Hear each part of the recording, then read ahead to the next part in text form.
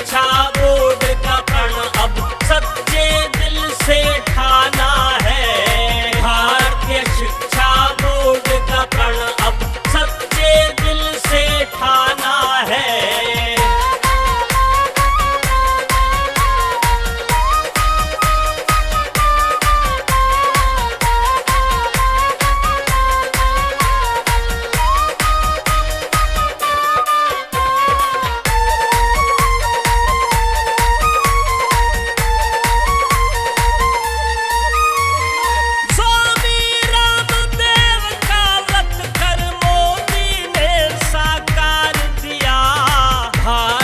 शिक्षा बोर्ड बनाकर सरकारी उपहार दिया।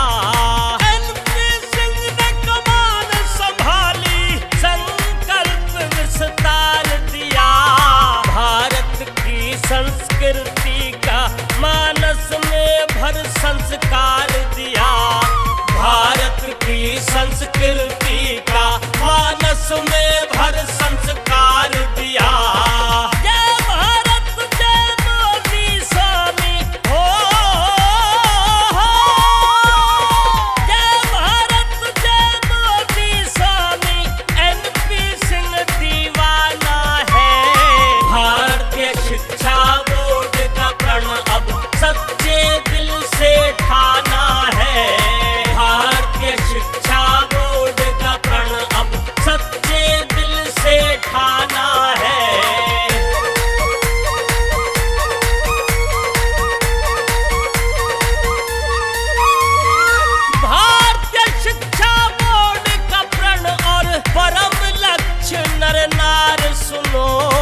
अंग्रेजी शिक्षा नीति का करना है संहार सुनो। नूतन और पौराणिक शिक्षा समावेश आधार सुनो। संस्कारित पीढ़ी घड़नी है, शिक्षा का विस्तार सुनो। संस्कारित पीढ़ी घड़नी है, शिक्षा का विस्तार सुनो। ध्यान दर्शन भारत का हो, ज्ञान ध्यान दर्शन भारत का दुनिया में लहराना है। भारतीय शिक्षा बोर्ड का प्रण अब सच्चे दिल से ठाना है। भारतीय शिक्षा बोर्ड का प्रण अब सच्चे दिल से ठाना है।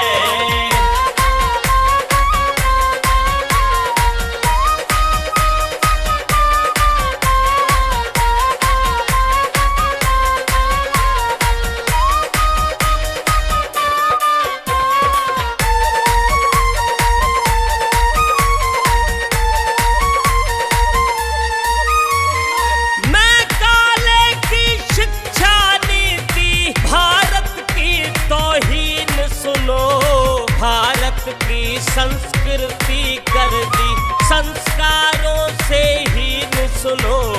भारत देश सपेरों का जादू टोना अधीन सुनो। फूट डाल कर राज करो, अंधविश्वासी ये जीन सुनो। फूट डाल कर राज करो, अंधविश्वासी ये जीन सुनो।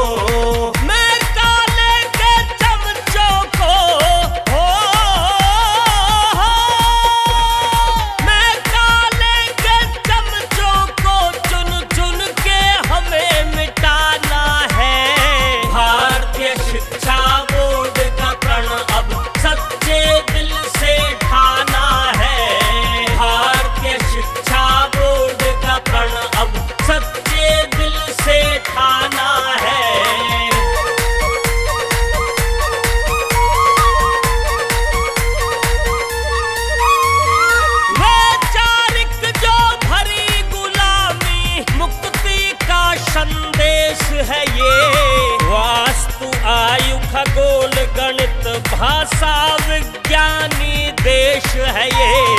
अंग्रेजी कल्चर से मुक्ति भारत दर्श विशेष है ये। सनातनी आधुनिक शिक्षा घोषित समावेश है ये। सनातनी आधुनिक शिक्षा उद्घोषित समावेश है ये। भरत मुनि का नाट्य शास्त्र हो, भरत मुनि का नाट्य शास्त्र दुनिया ने पहला माना है। भारतीय शिक्षा बोर्ड का प्रण अब सच्चे दिल से ठाना है। भारतीय शिक्षा बोर्ड का प्रण अब सच्चे दिल से ठाना है।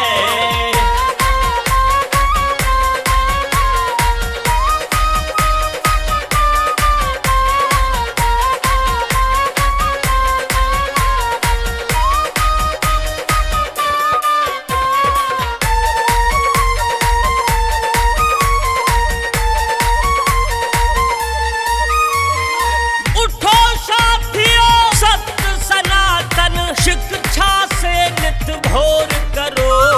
भारत दृष्टि परंपरा संस्कृति से सराबोर करो। तन हो भारत, मन हो भारत, ऐसी शिक्षा गौर करो। भारत आगे दुनिया नाचे, ऐसी शक्ति घोर करो। भारत आगे दुनिया नाचे, ऐसी शक्ति घोर करो। ब्रह्मपाल नागर NP सिंह हो, ब्रह्मपाल नागर NP सिंह तेरा अमर तराना है।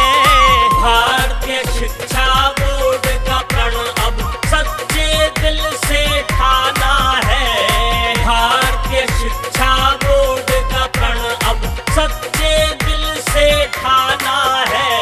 संस्कृति संस्कार देश का हो, संस्कृति संस्कार देश का गौरव फिर लौटाना है। भारतीय शिक्षा बोर्ड का प्रण अब सच्चे दिल से ठाना है। भारतीय शिक्षा बोर्ड का प्रण अब सच्चे दिल से ठाना है। सच्चे दिल से ठाना है।